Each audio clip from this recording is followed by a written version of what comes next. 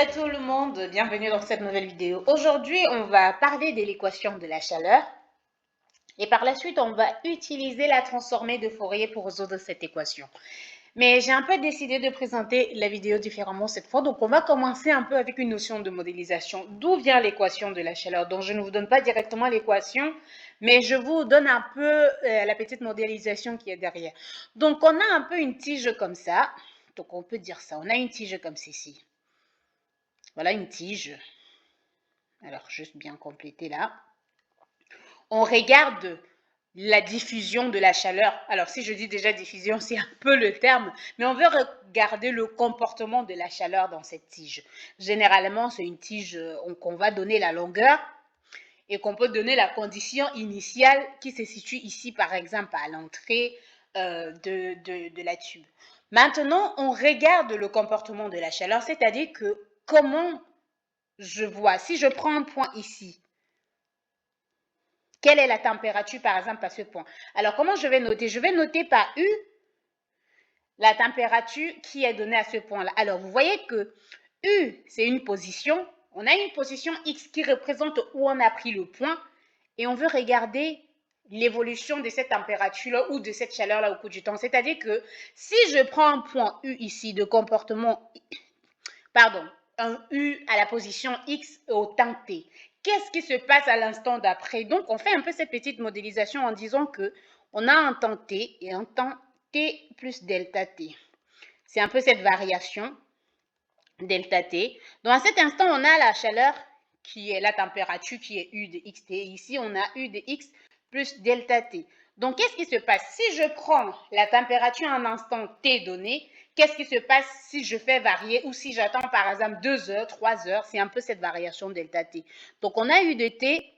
Alors, je mets X. X, c'est la position. Donc, on va juste dire pour X, pour la position fixée, pour X fixé, on va prendre U de X à l'instant T plus delta T. Ça va être égal à la température qu'on avait à l'instant T, plus les variations qui se sont rajoutées, plus les variations qu'on a eues à l'instant delta T. Et ces variations-là, on a la diffusion, comme la chaleur se diffuse là-dedans. On a cette diffusion, et cette diffusion se modélise en utilisant le Laplacien. Donc, on a la diffusion de cette température-là.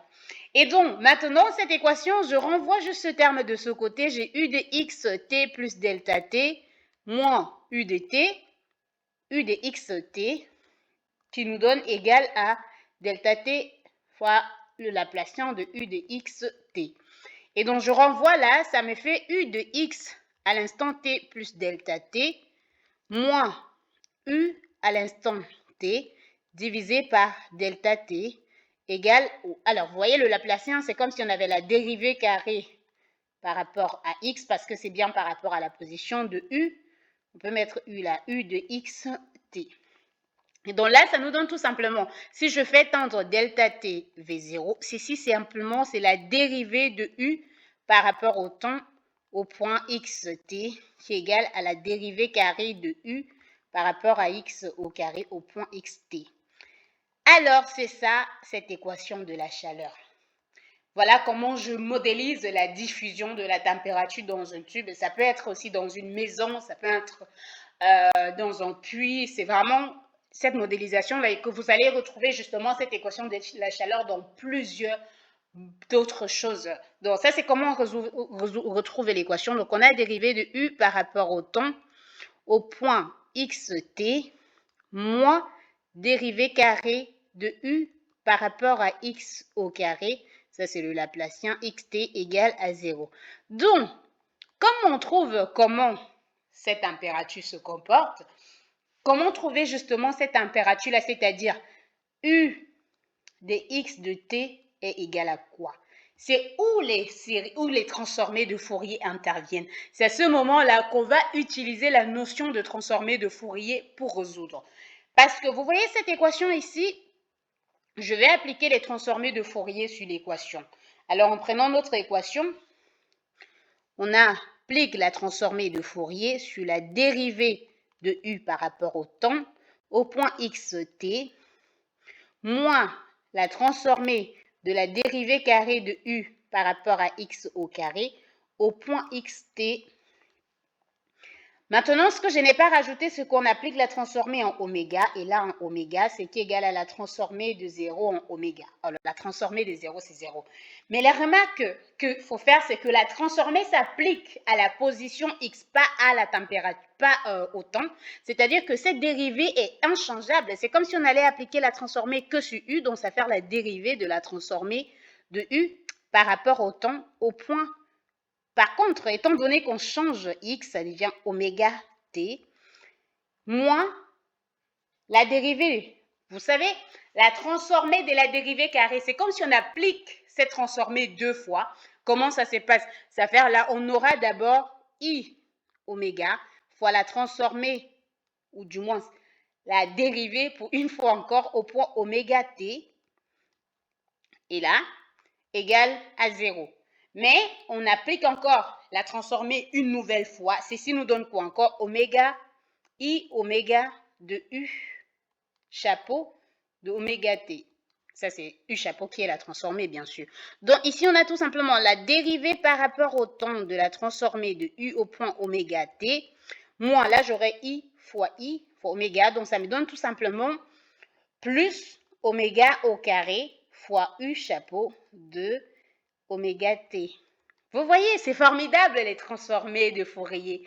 On est quitté d'une équation où on ne pouvait pas résoudre directement. Regardez un peu cette équation-là. Cette équation, on ne peut pas trouver la solution. Oui, bien évidemment, on peut passer par les méthodes de caractéristiques et tout ce qui nécessite une autre partie des EDP. Mais là, avec les bonnes propriétés de la fonction u, justement, qui est la température qu'on a choisie, et en appliquant la transformée de Fourier, on a juste cette équation qui est tout simplement quoi? Vous voyez, si je pose y égale à u, si je pose y, voilà, donc y égale à u carré, alors j'utilise là, si je pose y égale à u chapeau, on a quoi? On a tout simplement y' plus oméga carré y égale à 0. Une simple équation ordinaire d'ordre 1 qu'on peut résoudre sans problème.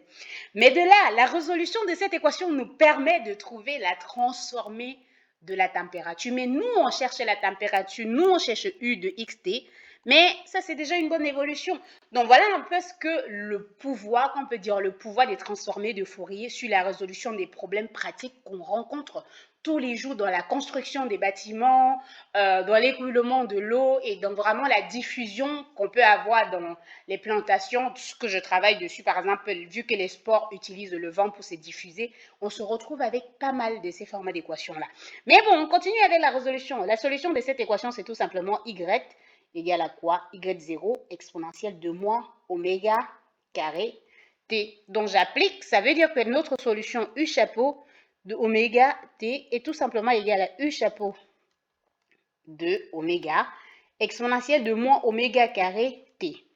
Donc, on a la solution de notre équation différentielle, on a la transformée de notre température qu'on recherche. Maintenant, on va chercher la transformée, on va chercher, pardon, U de xt à partir de sa transformée. Vous vous rappelez, pour utiliser toutes ces choses, on fait appel aux transformées de Fourier inverse. Mais il y a un peu une technique, je vais dire, c'est un peu une structure de coup qu'on peut avoir. Je ne vais pas forcément vous faire des résolutions, donc je fais, comment dire, un raccourci, si on peut dire ça comme ça. On va montrer que la solution, bon, pas forcément, oui, on va montrer que U de x de t peut s'écrire comme U0 de x. Ah non, plutôt 1 sur 2 pi U0 de x, 1 sur 2 pi U0 de x, produit de convolution de la transformée inverse de G de oméga dt. Avec G de oméga qui n'est autre que ce côté de la fonction qu'on a trouvé oméga carré t. Donc, on veut dans un premier temps montrer que U s'écrit comme ça. Et vous voyez que dans un second temps, il faudra juste calculer la transformée inverse de ce G de oméga et on a notre solution. Comment ce calcul se fait? Regardez un peu l'expression qu'on a. Comment, si on pose U, vous vous rappelez que la transformée de f fois g convolution, c'est la transformée de f multiplié par la transformée de G. Donc, si on passe à la transformée de produit de convolution, on se retrouve vraiment avec un produit normal. Donc, ce que je vais faire, je vais tout simplement prendre la transformée de ce terme qu'on a là. J'aurai la transformée de U0 de X multiplié par le produit de convolution de la transformée inverse de G de oméga T qui est égale à la transformée de U0 de X appliquée en oméga multiplié par la transformée de la transformée inverse de G de oméga T. Et ceci, ça nous donne la transformée de U0 en oméga. Et vous voyez, cette transformée, c'est tout simplement 2 fois pi de G de oméga T. C'est les formules de transformée avec les transformées inverses qu'on connaît déjà. Et ce qui nous donne 2 pi transformée de U0 oméga fois G de oméga T. Or, G de oméga T, on savait, ça fait 2 pi U0 chapeau de oméga fois exponentielle de moins oméga carré et T. Vous voyez, tout ceci, c'est quoi? C'est tout simplement pas U0, c'est tout simplement la transformée oméga T qu'on avait là au départ. Rappelez-vous, hein, c'est ça qu'on a trouvé. C'est ça. Et donc, si je redescends là, ça veut dire que d'après tout ce qu'on vient de calculer, on a tout simplement montré que on peut écrire la transformée de U0 de X convolution de la transformée inverse de ce G qu'on a choisi, égale à 2 pi fois la transformée, alors il y a la parenthèse là, fois la transformée de U de oméga T. Vous voyez, voilà un peu ce qu'on a. Je peux bien réécrire la relation, la transformée de U0 de X, produit de convolution fois la transformée inverse de G de oméga T. Alors ça, c'est bien appliqué en X aussi, hein, même si on ne le précise pas, égale à 2 pi fois la transformée de U de oméga T.